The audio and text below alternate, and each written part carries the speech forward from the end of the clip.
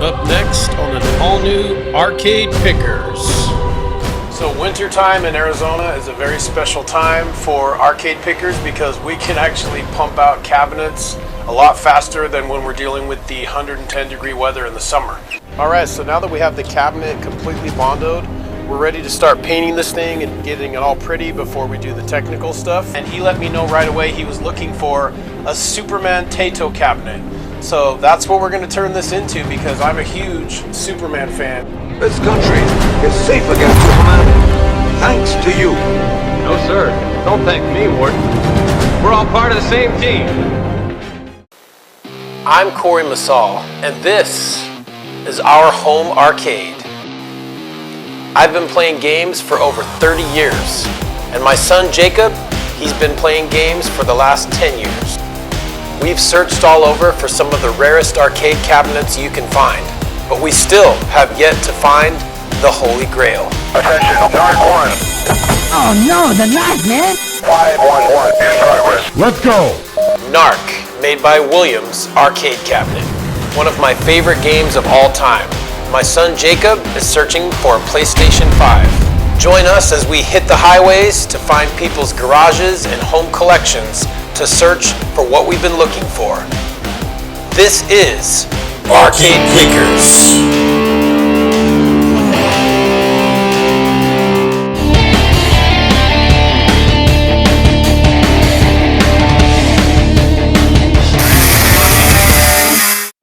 So wintertime in Arizona is a very special time for arcade pickers because we can actually pump out cabinets a lot faster than when we're dealing with the 110 degree weather in the summer. Now we finished up the Ninja Turtles, but it's on to the next project.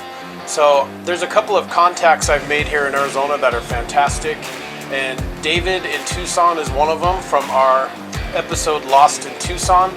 Now he let me know that he had some project cabinets that he was willing to get rid of really cheap.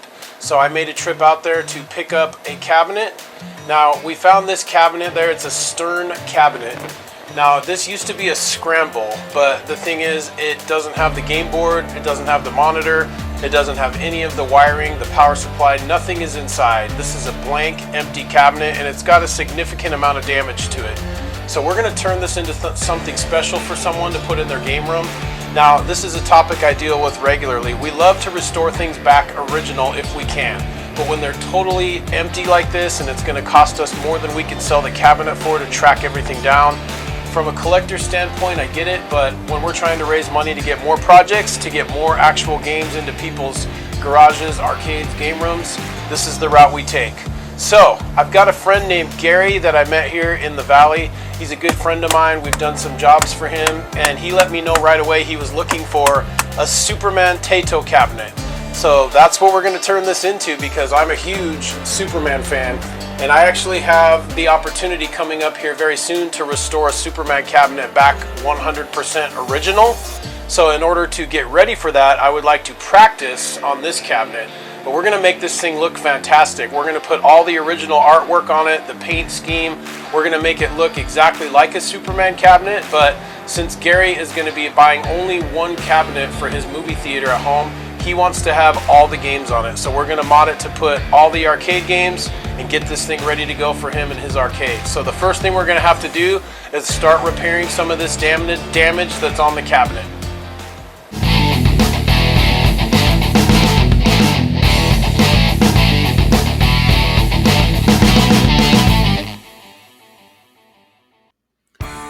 All right, so it's time to start bondoing this thing up. Now, I've mentioned before, you can get a pretty big can of Bondo at Home Depot or Lowe's for about 20 bucks. You're just gonna mix it up and then you got about 5 minutes before this stuff gets rock hard. So I'm just gonna use a plastic knife and just kind of goop it on and smooth it out the best I can because we're gonna be sanding it, but that'll fill all the gaps, holes, dings, dents. Then I use an electric sander, and the key to this, guys, is you might not be able to get all of the old paint off, but you just want it as smooth as possible. So I always start with a heavy grit, like a 60, and then I jump up to about 100, then I jump up about 150, then I get up into the 200. So you're gonna go through quite a bit of sandpaper, but the key is if you're gonna paint this and you're gonna lay down artwork that you spend hundreds of dollars on, you want it to be as smooth as possible. And hey, let's face it, Superman deserves the best.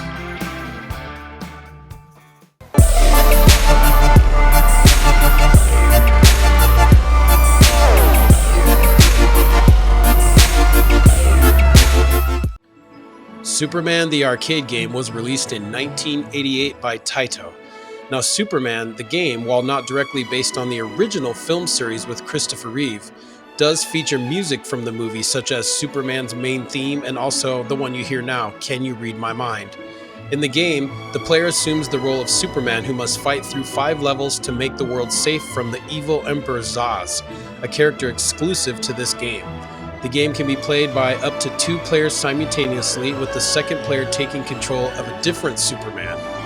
Now, the second player in this game has a color scheme that's highly suggestive of the character Shazam, also a DC character, and unused sprites found from the game show what may be an alternate female second player created for the game.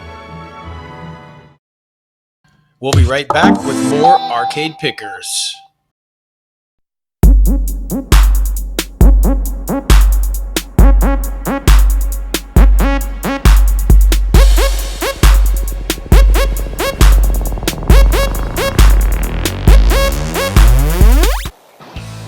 Alright, so now that we have the cabinet completely bondoed, we're ready to start painting this thing and getting it all pretty before we do the technical stuff. Now, a couple things I wanted to show you guys. I was able to take the black trim off of this thing, and there's really no scuffs, there's no damage on any of the trim or the T-molding, so I don't need to order new T-molding. I do want the T-molding to be black, so what I'm going to do is I'm going to add a little bit of red high gloss spray paint to this. We're going to totally coat it and let it dry so that we've got brand new T-molding. And the other thing I want to show you guys is that my artwork came in from Alpha Graphics, and they did a pristine job. Now I'm going to show you guys where exactly I got the graphics from and put a link to that in the description, because you can find graphics to pretty much any arcade cabinet on there, and they're in super high definition so they don't come out blurry. I've already got the marquee on, but the nice thing is they print it all out like this, you guys, on one big huge sheet. So it's all on sticky vinyl, so the vinyl is high gloss and then the back pulls off like a sticker. But I got the entire set of artwork, both sides, the control panel, the marquee, all for 114 bucks. So that's a lot cheaper than you would spend on a retailer online to get artwork.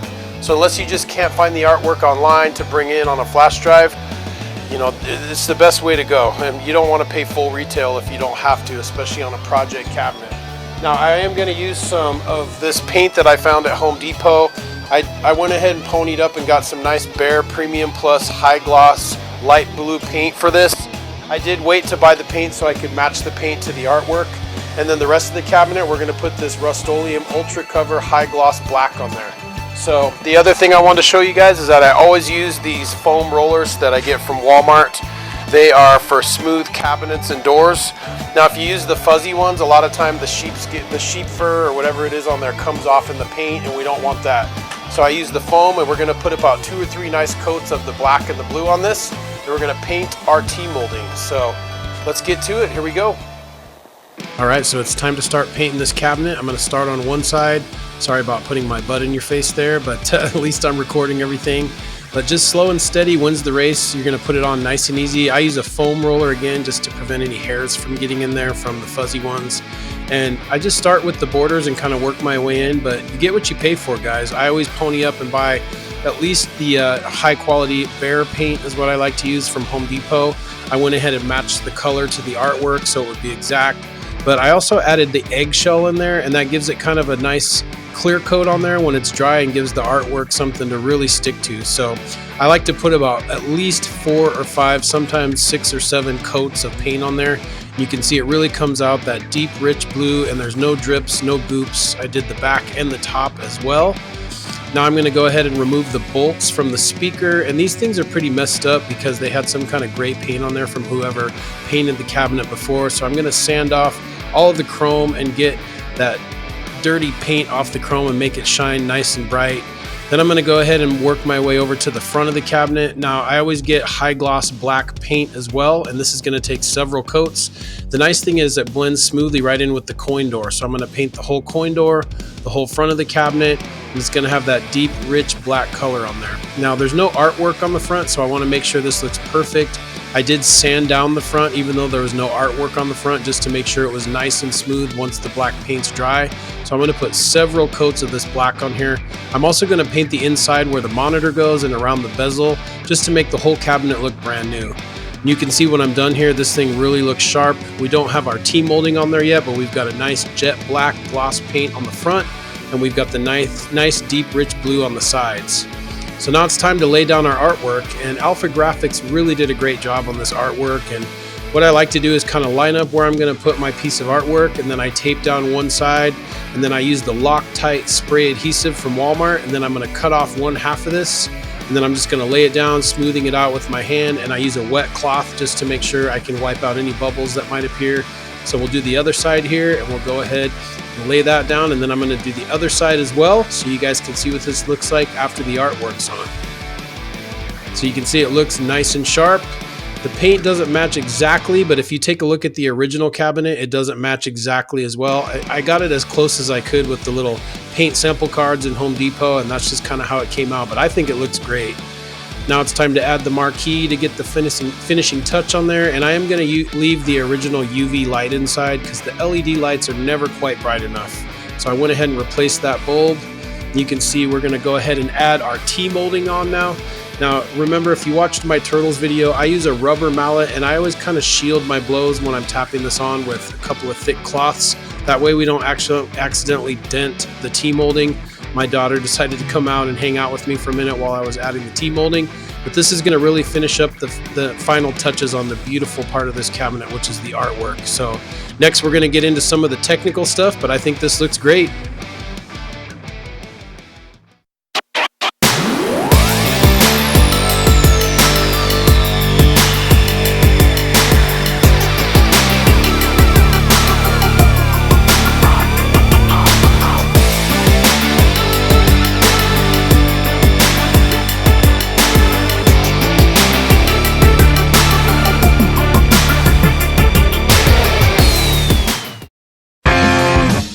Back with more arcade pickers.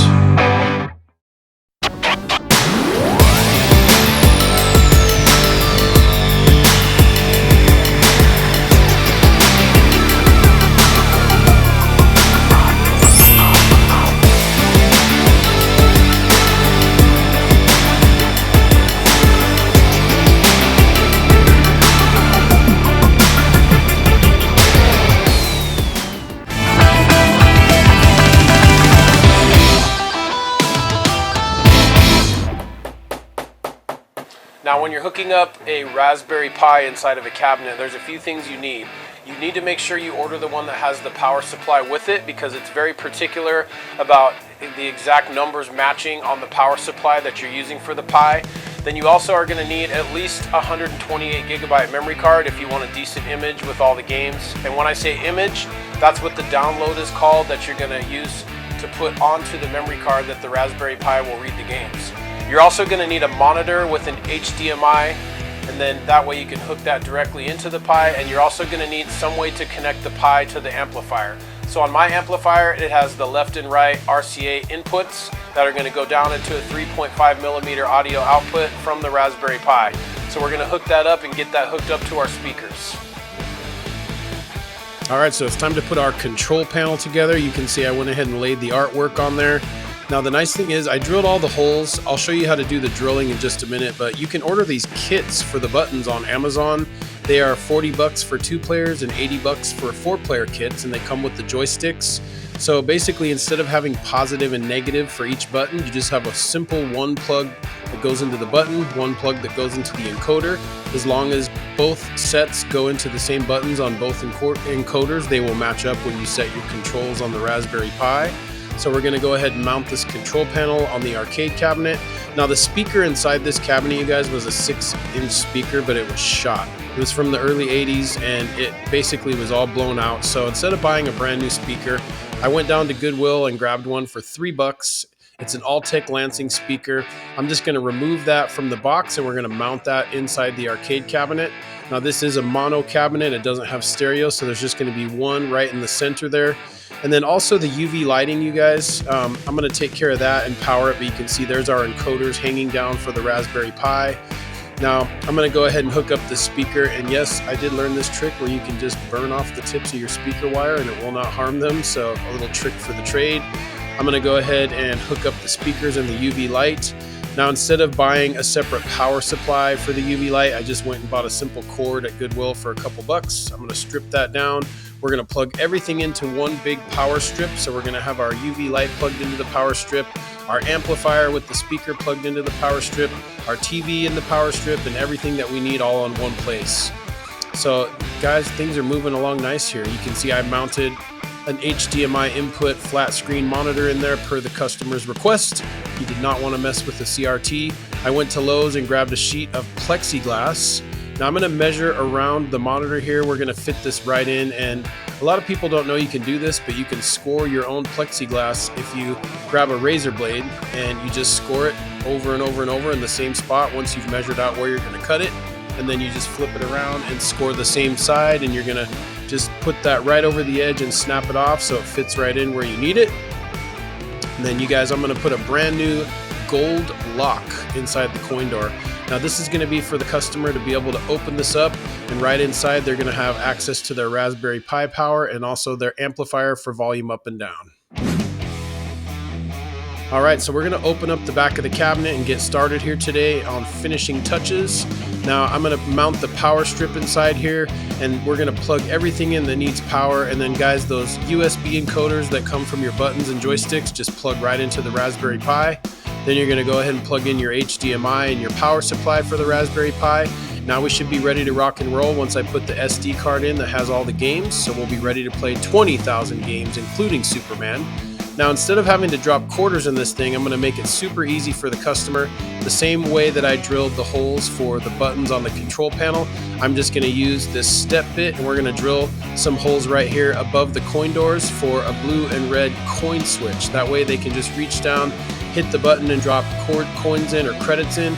It will also work as a select button when you're playing console games on the system, but just to make it easy access, we're going to put those buttons right there, right above where the coins would go, since the coin mech is not installed correctly.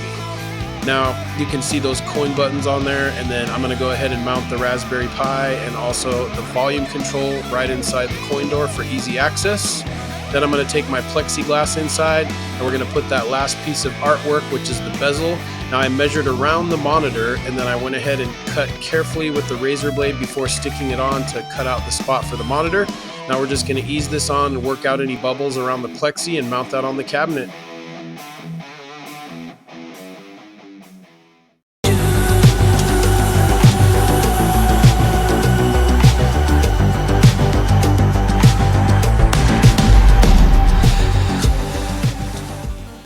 So today we're going to take a look at Dead Heat arcade driving game made by Namco, featuring a 42-inch LCD screen. Now this game retails for about $4,895. This lets player profiles be available through a pin system to record high scores. Driving style is also stored as information, so players can race against their friends who aren't even present at the time. Now there's a camera on the machine that takes player photos before the race and displays photos above the player's car during the race for easy identification. This has 8 customizable cars to choose from. You can also race in locations that are geographically accurate to the real locations and can link up to 4 of these machines together at the same time.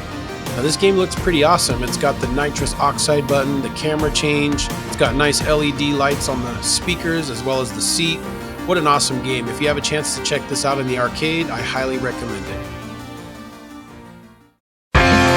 We'll be right back with more Arcade Pickers.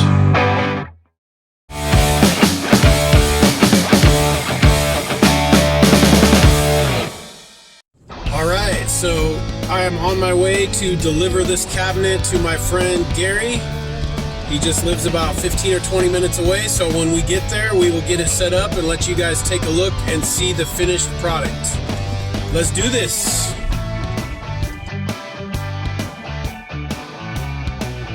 I'm a grown man reliving my childhood getting my Superman arcade that I used to play with my father all the time in the arcade, so never thought it would be possible, but Corey made it happen, fixed the thing up, put the new marquee, new speakers, new lighting, 20,000 games, boom, here we go. Alright, so Gary is going to be putting this Superman cabinet in his home theater room, which is the perfect spot. He's got a huge screen with lots of movie memorabilia inside. And here's a look at the Superman cabinet in its finished glory. You guys can see, I didn't mention until now, it has the LED lights on there. There's a good look at the light up marquee, the LCD monitor. You can see we did the bezel on there, which looks fantastic. Gary was really happy with it. He couldn't stop playing it while I was there. The side art came out fantastic. Just all in all, a really, really fun project. And I hope I get to do another one soon, but you can see Gary is loving this. He's playing his other favorite game, Altered Beast, right now, but he was also playing Superman for quite some time. And the buttons came out really good. The joysticks are awesome. The sound system was great. And this was just one of the best projects I've done because I absolutely love Superman. And Gary has a lot of memories playing this game with his dad, so he can't wait to play it with his own kids. And again, guys, thanks for watching the episode. Please subscribe to see our new upcoming projects going on. And oh yeah, I forgot to tell you guys, when I was done delivering the cabinet to Gary, he said, a good friend of mine down the street has a project cabinet that I gave him years ago. It is a golden axe in a dynamo cab, and they do not want it, so he gave it to me absolutely free. So I couldn't get over there fast enough. It was literally a 3-minute drive around the corner, and I picked up the cabinet from his friend and brought it home absolutely free. So what an awesome experience this was. Thank you so much for watching, guys. See you on the next one. This is a small token of our appreciation to show to you for saving us from a chemical plant disaster.